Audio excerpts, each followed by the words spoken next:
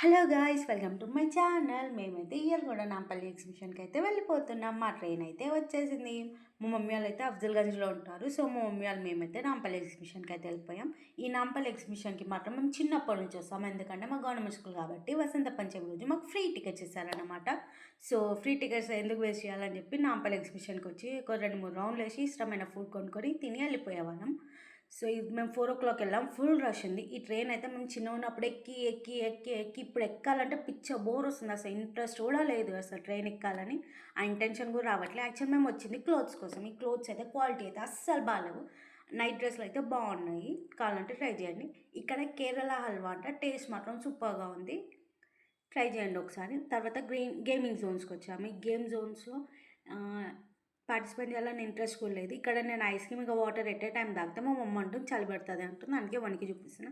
ఈ గేమ్ మాత్రం అస్సలు ఆడకండి. ఒక్క బాల్ కూడా పడట్లేదు.